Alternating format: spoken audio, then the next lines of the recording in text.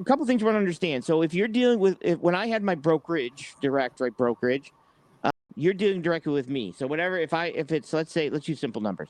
So let's say I have $2,000 or now remember, for me, it's different. So you would come to me and I'd say, how much do you move this load for?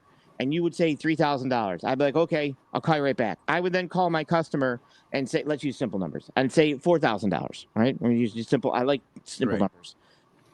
And then I say, yeah, let's go ahead and do it. Now I have to sell you to my customer. I have to say, hey, he's a good driver, he's a good communicator, he's got a good safety rating, his equipment, he's empty, blah, blah, blah, blah, blah. Right? And then I go back to you and I say, okay, it's a deal. Let's rock and roll. And I pay you $3,000. I make $1,000. Right? It's that easy.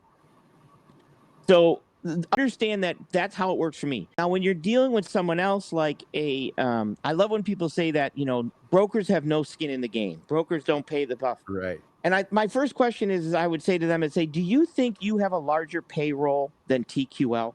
Okay.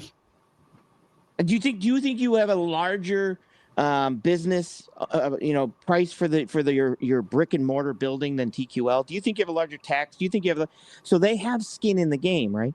But a lot of times, even if you're dealing with an independent agent, that independent agent would make, let's use simple numbers, 60% of the difference of that $1,000. So they would get $600 of that $1,000, and then $400 would go to, let's say, the agents, the brokerage, right? If you're an outside agent. Now from that $600, they have to pay their bills, pay their home, do everything they have to do. That's their living money. That's their money. So it depends on the percentages.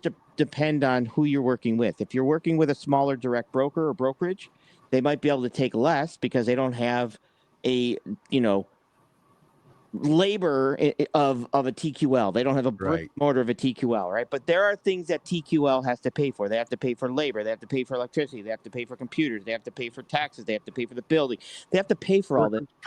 Workman's comp. And this is all factored in. So when drivers are like, oh, you have no skin in the game, all you do is answer the phone. Really? Come pay TQL's labor cost.